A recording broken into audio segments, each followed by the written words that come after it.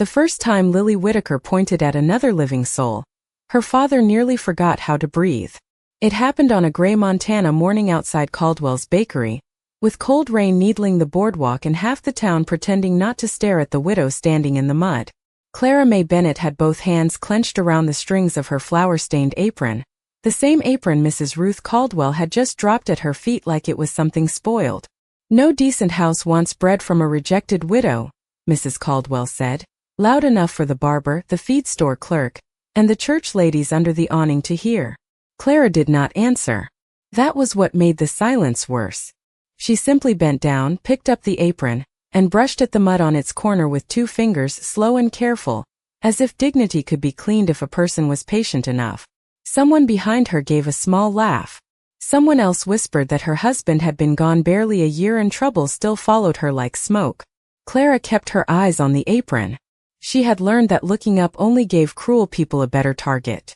At the hitching rail, Elias Whittaker sat stiff on the wagon bench with the reins looped in one gloved hand. He had not come to Miles City to witness shame.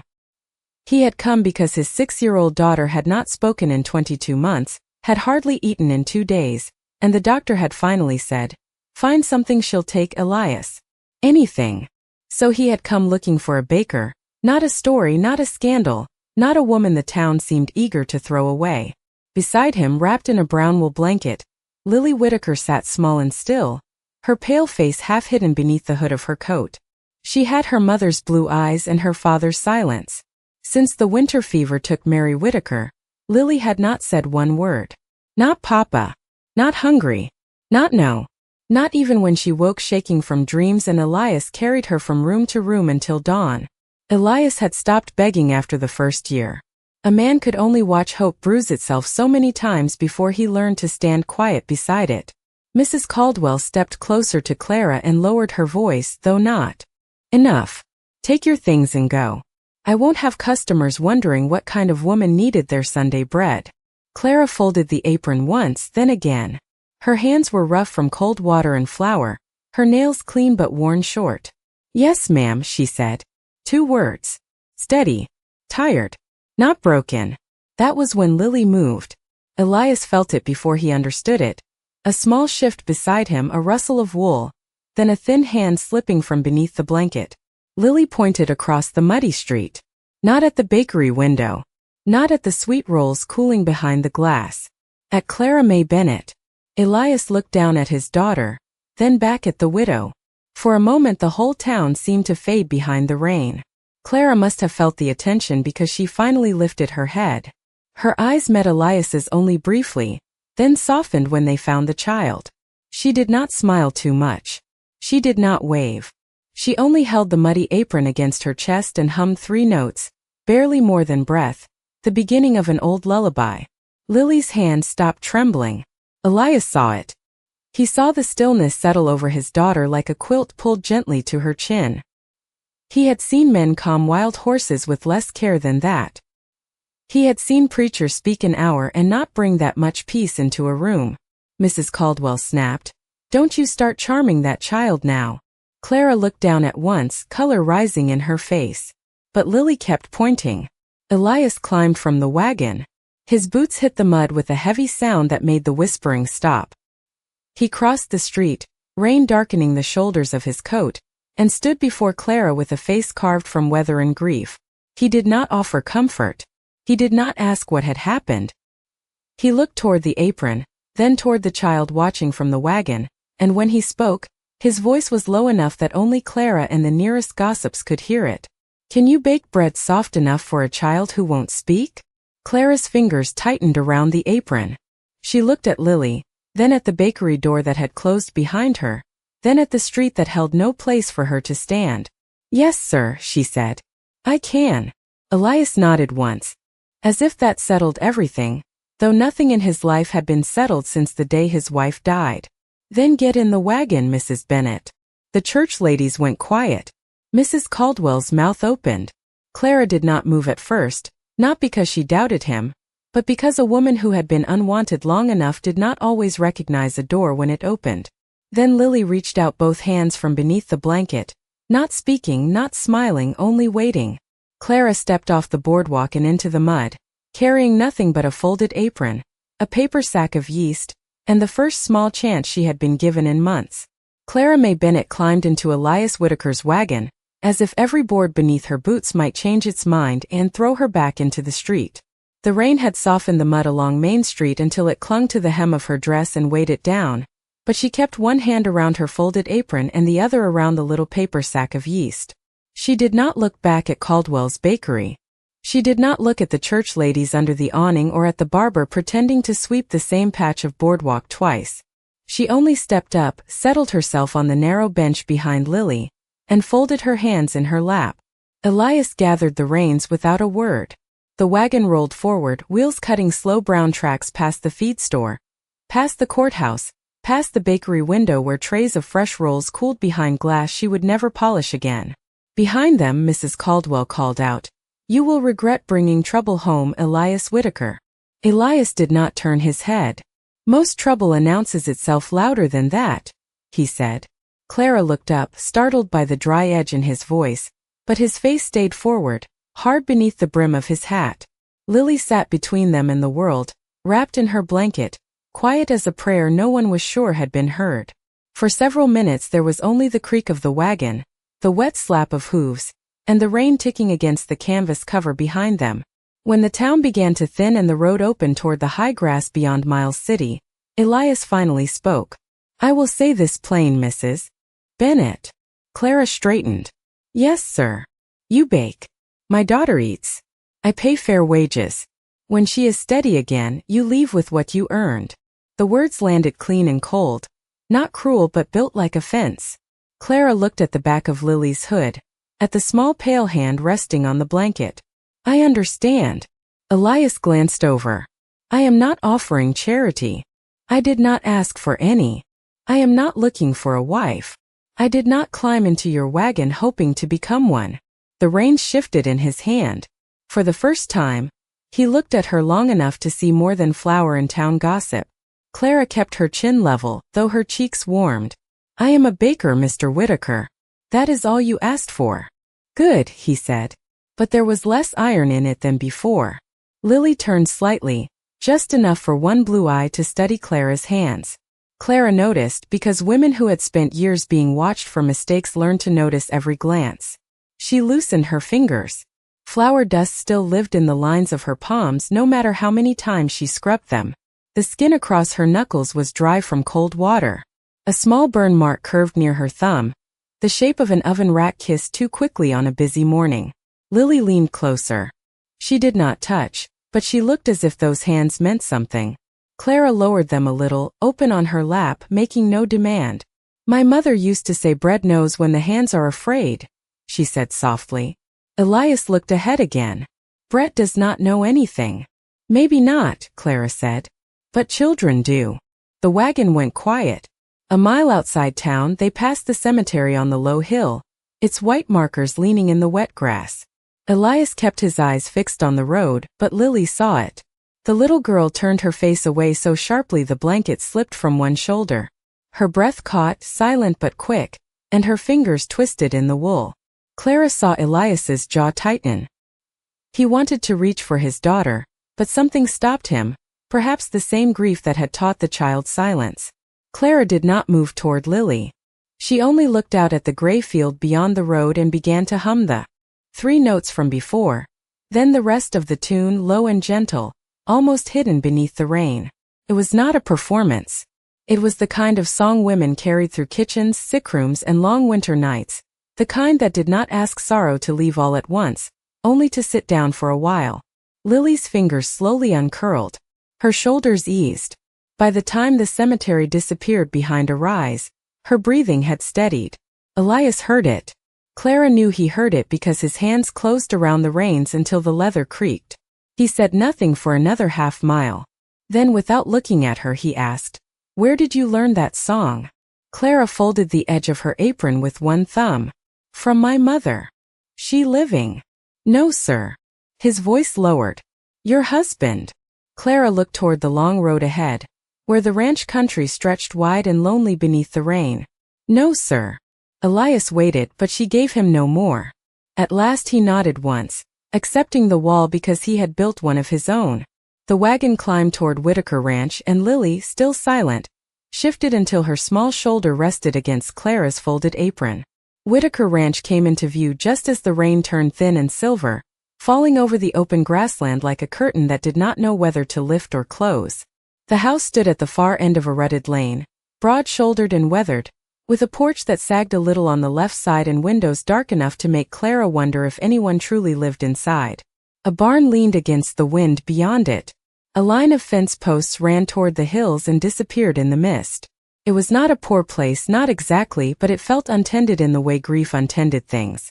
The yard had no scattered toys, no wash snapping on the line, no smell of supper smoke waiting at the door. Elias brought the wagon to a stop and climbed down first. He lifted Lily from the bench without asking whether she wanted help.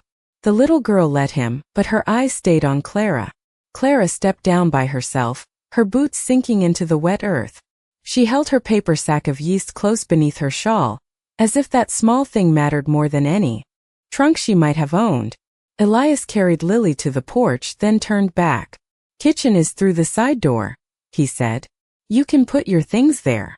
Clara looked at her folded apron. "This is all." Something moved across his face, quick and unreadable. Then he opened the door. The kitchen smelled of cold ashes, old wood, and a silence that had been left too long. Clara paused at the threshold. Every kitchen had a heart if a person knew where to listen, but this one seemed to have stopped beating. The cast iron stove was clean but unused. A flour barrel sat in the corner with its lid crooked. A rolling pin rested on a shelf beneath a thin gray coat of dust. 3 chairs stood around the table, though only one bore the marks of recent use. Near the small window sat a 4th chair, a narrow rocker with a faded blue cushion. It faced the yard as if someone had once sat there watching for a husband to come home. Clara looked at it 1 second too long. Elias noticed. "Do not sit there." Clara turned. "I was not going to. That was my wife's." The words came out flat, but his hand had tightened around Lily's blanket. Clara lowered her eyes, not in shame but in respect. "Then it should stay hers until you decide otherwise." He seemed unprepared for that answer. Lily, still in his arms, looked from the chair to Clara and back again. Elias set his daughter down near the doorway to the hall. "You will sleep on the cot by the pantry. You will use what is in the kitchen and keep account of anything I need to buy. You will not ask Lily questions. You will not coax her, press her, or make promises to her. She eats if she chooses. She speaks if she chooses. Is that understood?" "Yes, sir." "When she is well enough, you go." "Yes, sir." Clara said it gently, because a man who repeated the ending before the beginning had clearly been afraid of being left in the middle. Elias looked toward the stove. "There is wood in the box." Then he took Lily down the hall, leaving Clara alone with the cold kitchen. She removed her shawl, tied the muddy apron around her waist, and washed her hands at the basin until the water ran cloudy with flour and road dust. She did not hurry. A kitchen needed to be greeted properly. She opened the stove, laid kindling, coaxed a flame, then checked the flour, salt, sugar, and milk. The supplies were plain but enough. By the time darkness pressed against the window, she had dough beneath her palms and warmth slowly waking in the iron belly of the stove. She worked standing, because the only chair near enough was not hers to touch. The dough was stiff at first, stubborn from the chill, but she leaned her weight into it, folded, turned, pressed, and folded again. Behind her a board creaked. Clara did not turn quickly. She had learned that frightened things ran from sudden attention.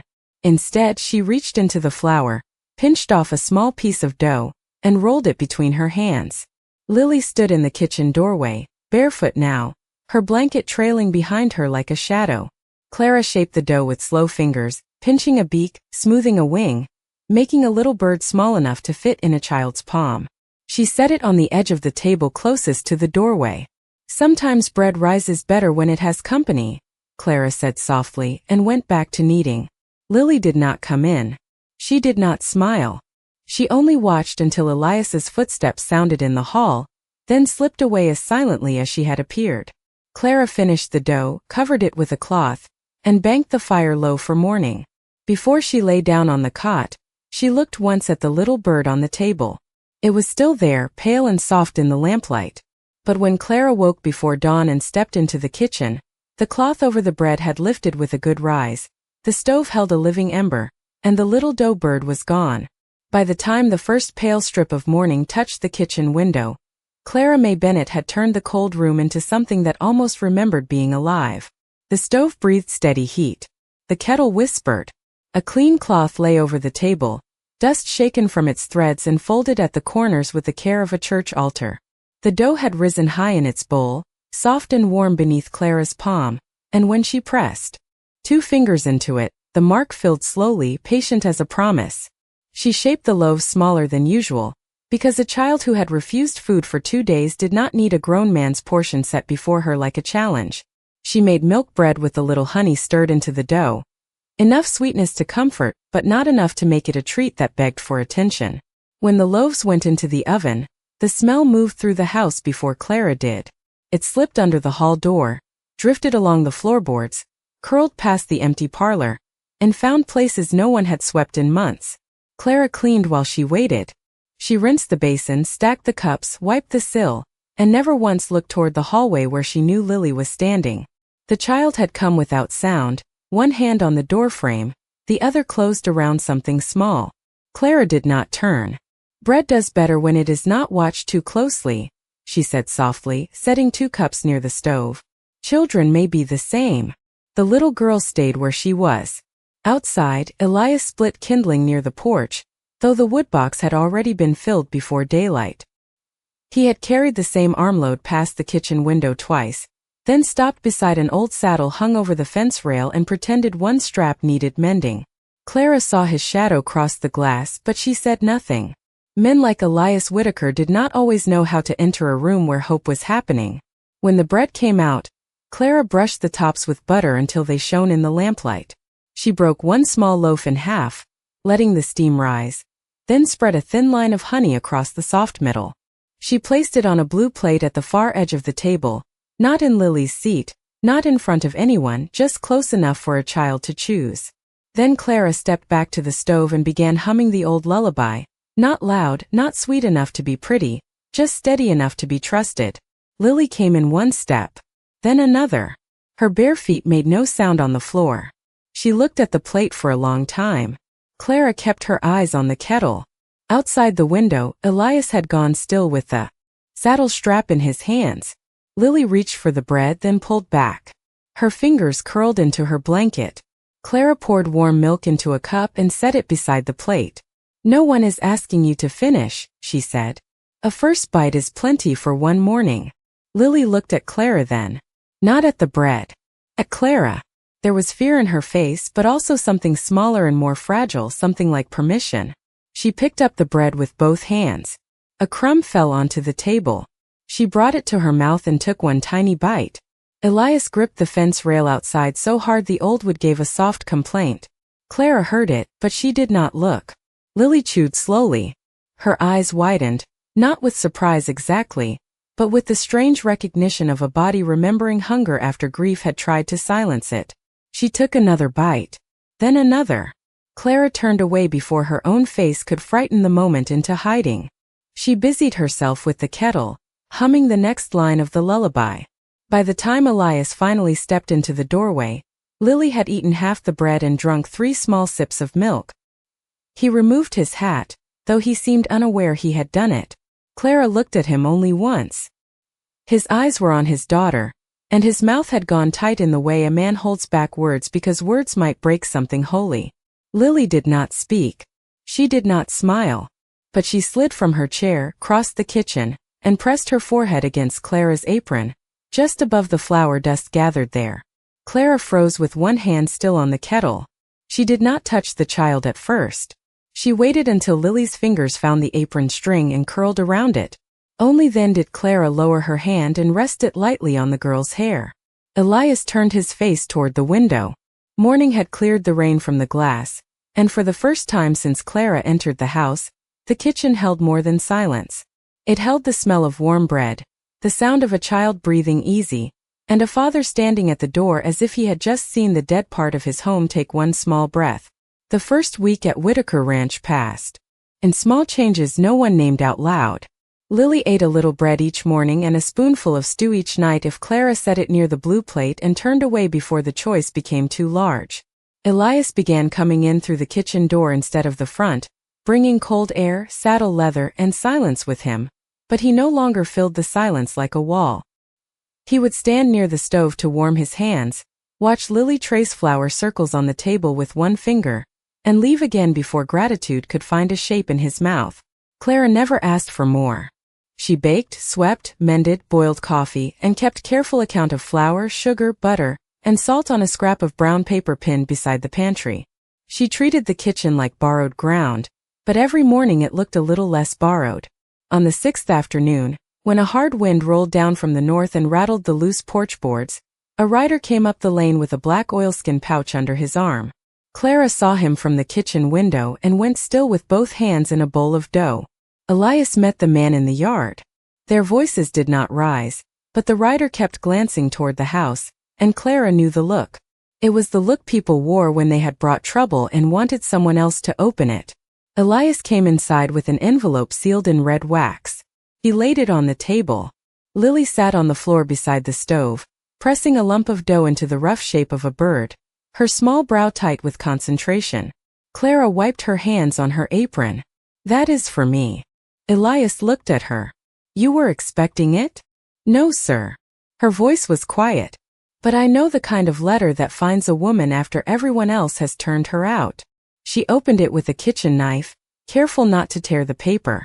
The words inside were written in a fine, narrow hand, every line colder than the last. Her late husband had signed a debt with Silas Monroe before his passing, and Monroe now demanded payment in full by the end of the month. If Clara could not pay, she was to report to his storehouse in Miles City for unpaid labor until the account was settled. A final sentence had been added beneath the formal notice. A rejected widow should be grateful for any place willing to take her. Clara folded the letter once, then again. She did not cry. That made Elias angrier than tears would have. "How much?" he asked. "Too much." "How much, Clara?" She looked at him then, startled by the use of her first name. $112. Elias's eyes hardened, but his voice stayed low because Lily was watching. "That is not a debt. That is a rope made of ink." Clara set the folded paper on the table. "It is not yours. You are in my house. For wages, not protection. Why did you not tell me?" Clara gave a small, tired smile that did not reach her eyes. "Men do not keep women like me once trouble follows." The words changed the room. Elias stood very still. Outside, the wind pressed against the walls. Lily stopped shaping the dough bird and looked up. Clara reached for the letter, but Elias put his hand over it first. Not roughly, simply enough to keep it from leaving. "Who taught you that?" he asked. Clara looked toward the window, where the empty fields bent under the weather. "Enough people that I learned it well." Elias took the letter, crossed to the sideboard, and placed it beneath the heavy iron scale Clara used for flour. "Then they taught you wrong." She drew a breath, but no answer came. He reached for his hat. "I will speak to Monroe. Please do not make this worse." Elias paused at the door. "Mrs. Bennet, it was worse before you came here." He stepped out into the wind before she could stop him. Clara stood alone beside the table, one hand pressed to her apron as if holding herself together by the seams. A soft touch brushed her skirt. She looked down. Lily had risen from the floor and stood beside her, solemn and silent, holding the little dough bird in both hands. It had been baked hard near the stove, uneven and cracked at one wing, but Lily placed it gently into Clara's apron pocket as if giving back something precious. Clara closed her hand over it, and for the first time since the letter arrived, her chin trembled. Lily slipped her fingers into Clara's flour-dusted hand, and outside the kitchen window, Elias crossed the yard toward the barn with the Monroe letter burning a square shape beneath the iron scale behind him. After the Monroe letter, Whitaker Ranch changed in ways too small for gossip and too large for Elias Whitaker to ignore.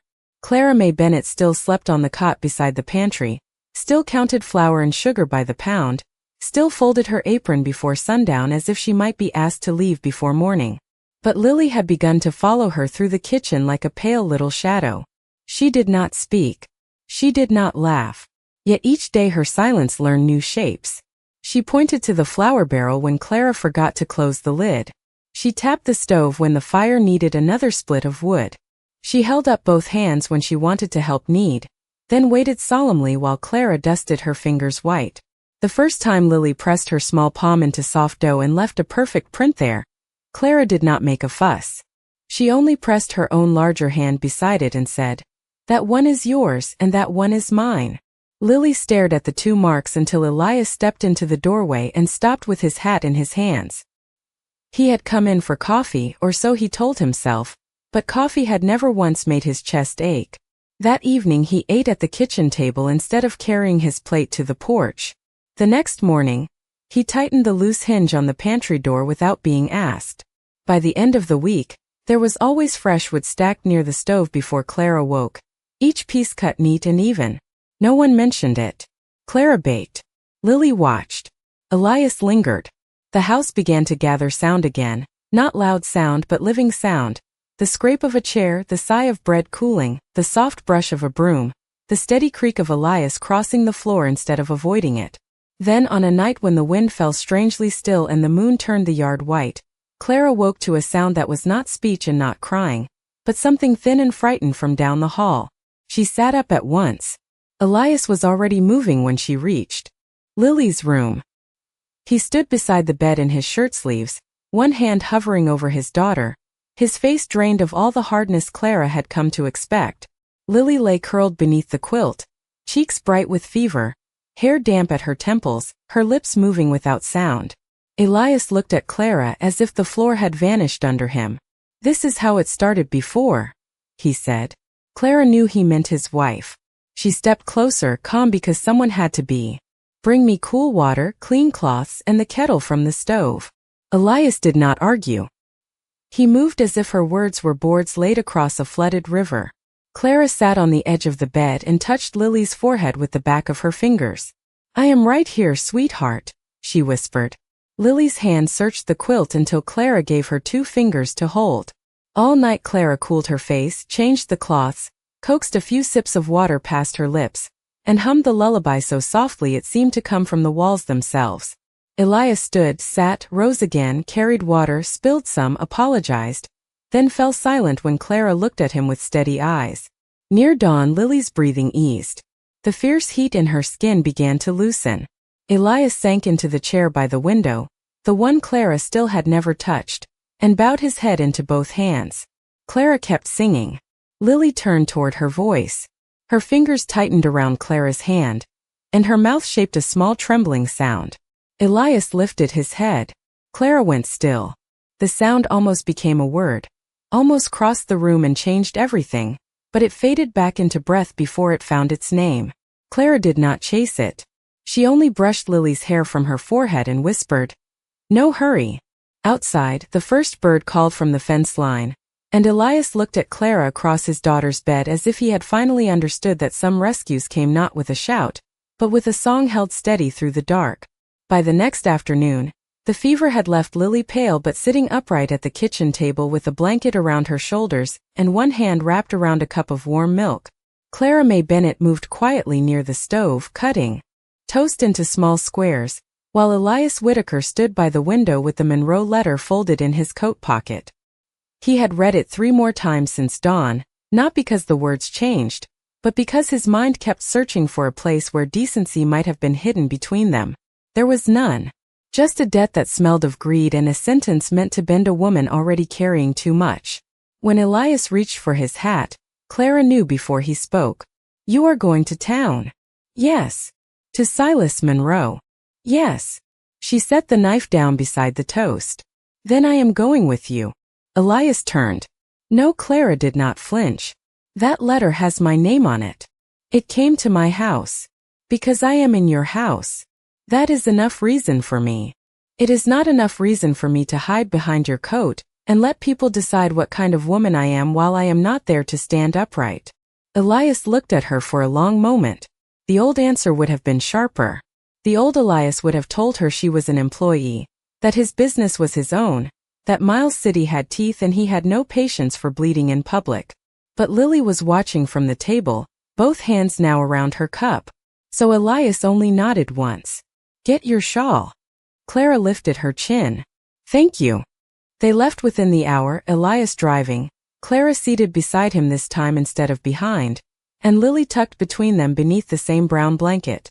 Elias had meant to leave the child at home with old Mr. Harlan from the neighboring spread, but Lily had stood at the door with Clara's folded apron clutched in both hands and refused to move. She had not spoken. She had not needed to. The road to Miles City lay dry in patches now, wheels clicking over stones, wind pushing the grass flat along the fences. Clara kept her eyes ahead, but her fingers rested near Lily's shoulder, not touching unless invited.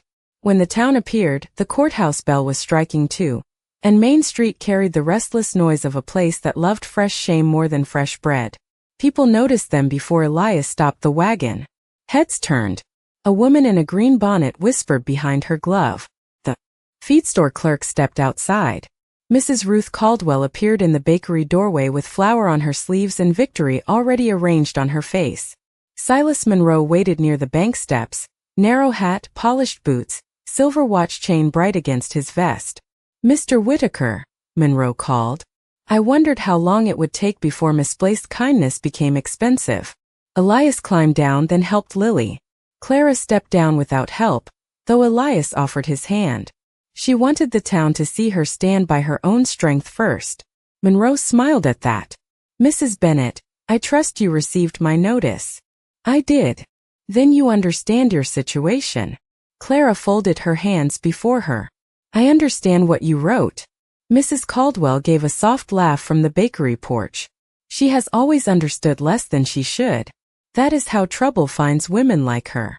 A few people shifted, eager and uneasy. Elias took one step forward, but Clara's voice stopped him. Let her finish. Mrs. Caldwell's eyes sharpened. Gladly. A decent widower opens his home out of pity, and suddenly the whole town is expected to pretend a rejected woman belongs beside his child. Clara's face went pale, but she did not lower her eyes. Monroe looked toward Lily. The child is silent, Ruth. She cannot tell us what she thinks. Mrs. Caldwell stepped down from the porch, close enough for her perfume to cut through the street dust. A silent child cannot defend you, widow. The words fell hard across the boardwalk. Clara's fingers tightened, then slowly opened. She turned toward Lily, and her expression changed from wounded to gentle so quickly Elias felt it in his chest. She does not have to defend me, Clara said. No child should be made to carry grown folks' cruelty. The town went quiet enough to hear a horse stamp at the hitching rail. Lily looked from Mrs. Caldwell to Monroe, then to Clara. Her small hand slipped out of Elias's grasp. Elias froze. Clara did not move. She only waited, shawl lifting in the wind, while Lily took one careful step off the boardwalk and started across the open space toward her. For one breath, no one in Miles City moved. Lily Whitaker crossed the dirt street. With her blanket slipping from one shoulder, her small boots leaving shallow prints in the dust, and every whisper that had been circling Clara May Bennet fell away as if the whole town had forgotten how to speak. Clara stood very still, afraid that even reaching out might send the child back into silence. Elias watched from the edge of the boardwalk, one hand half lifted, his face tight with the terrible hope of a father who had learned not to trust miracles too quickly. Mrs. Caldwell looked down at Lily with a thin smile that did not know what to do with gentleness. There now, she said too brightly. You ought to stand with your father, sweetheart. This matter is not for children. Lily did not look at her. She stopped in front of Clara and lifted both hands. Clara's breath caught. Slowly, carefully, she knelt in the dirt so the child would not have to reach high. The wind pushed at her shawl and lifted a few loose strands of hair from her face. Bystanders watched from porches, windows, and wagon seats. Silas Monroe gave a quiet, impatient laugh. This proves nothing, Whitaker. A lonely child will cling to any woman who feeds her sweets. Clara heard him, but she did not answer. Her eyes stayed on Lily. The little girl's face had gone pale, and her mouth trembled with the weight of something trapped too long behind it. Clara knew that look. She had seen dough split when the rise came too fast. She had seen grief press against a soul too young to hold it. No hurry, Clara whispered, the same words she had spoken beside Lily's sickbed. You do not owe anyone a sound. Lily's fingers touched Clara's cheek, light as flower dust. Clara closed her eyes for half a second. When she opened them, she began to hum the lullaby. Not loud enough to challenge the town, not soft enough to hide from it. The tune moved through the street like warmth under a closed door. Elias lowered his hand. His shoulders shifted as if he had been holding up the sky and had just found 1 inch of rest. Lily leaned closer. Clara sang the first line, then the second. The little girl's lips shaped the rhythm without voice. Mrs. Caldwell's smile faltered. Monroe checked his watch as if time itself had offended him. Then Lily placed both hands around Clara's face and pulled the widow's forehead gently against her own. The sound came small at first, almost lost beneath the creak of a wagon wheel. Clara thought she had imagined it. Elias took 1 step forward. Lily swallowed, drew in a thin breath, and said it again, clear enough for the bank steps, the bakery porch, and every listening window on Main Street. Mama! The word did not echo. It did not need to. It simply stood there in the open air and made every cruel sentence before it seemed suddenly small. Clara's hands rose, then stopped, waiting for permission even now. Lily gave it by folding herself into Clara's arms. Clara held her gently, one palm against the back of the child's head, the other pressed over the pocket where the little baked dough bird still rested. Elias removed his hat. His eyes shone, but his voice, when it came, was steady enough to carry across the whole street. You heard my daughter. Monroe's face tightened. A child's word does not settle a legal account. Elias stepped down from the boardwalk and stood beside Clara and Lily, not in front of them as if hiding them, but beside them as if the town needed to see exactly where he belonged. No, he said.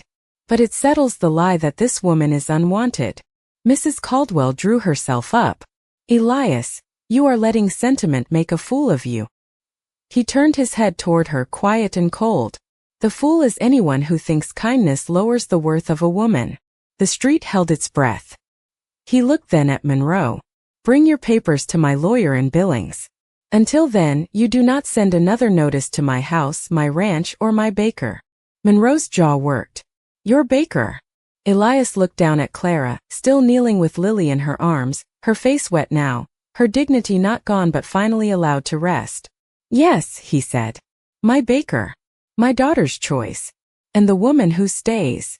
Clara looked up at him through the blur of tears. Her voice came fragile but honest.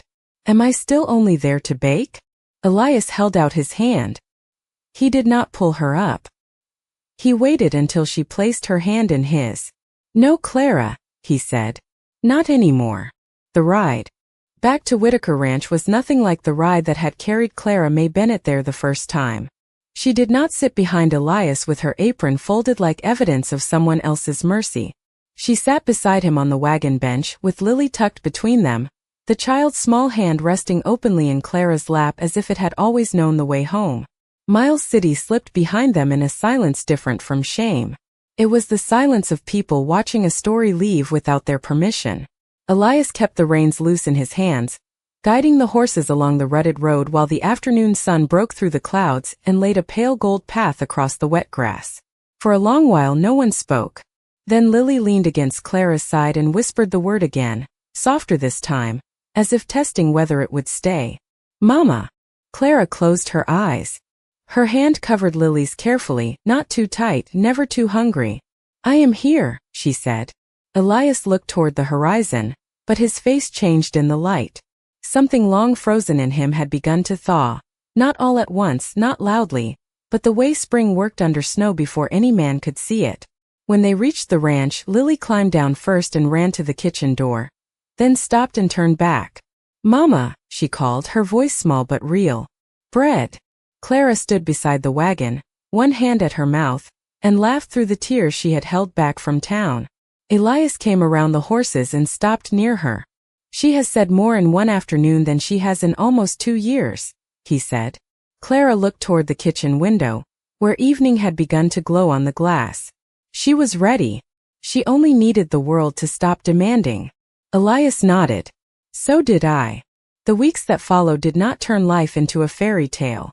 The pantry still ran low. Fence rails still broke in hard wind. Silas Monroe still sent one more stiff letter before Elias rode to Billings and returned with a lawyer's reply that made Monroe's threats go quiet. Mrs. Caldwell's bakery still opened every morning, but fewer wagons stopped there once word spread that Clara's milk bread could be bought fresh from Whitaker Ranch on Saturdays. Ranch hands began arriving with coins in their pockets and shy requests for honey loaves, cinnamon rolls, or the little bird-shaped buns Lily insisted every child should have.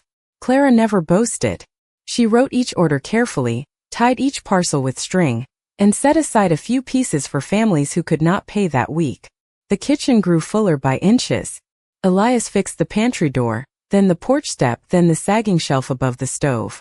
Lily learned to say flour, kettle, papa, and again. She said mama most of all, not as a question anymore, but as a place she knew she could return to. Clara moved from the pantry cot to the small room beside Lily's after Elias placed clean curtains in the window and said, awkwardly, "It catches the morning light." She understood what he was trying to offer. Not charity, not pity, but room. Spring came over Montana in green seams along the creek beds and soft mud under the porch. One evening, after the last loaves had been pulled from the oven and Lily had fallen asleep at the table with flour on her cheek, Elias stood beside the stove holding a small velvet box worn at the corners. Clara turned from the cooling rack and went still. He set the box on the table but did not open it at first. "My mother wore this," he said. "Mary kept it safe after she passed. I thought grief meant locking away every good thing so I could not lose it twice." Clara said nothing. Elias opened the box. Inside lay a plain gold ring warm in the firelight. "I hired a baker because my house was dying," he said. "I am asking you to stay because it is alive when you are here." Clara looked at Lily sleeping under the quilt Elias had draped over her shoulders, then at the stove, the flour on the table, the little baked dough bird still resting on the window shelf. "And if I stay," she asked softly, "where do I belong?" Elias stepped closer, his voice rough with honesty. "At this table. In this kitchen. Beside my daughter. Beside me. Anywhere you choose inside this home." Clara reached for his hand. By summer,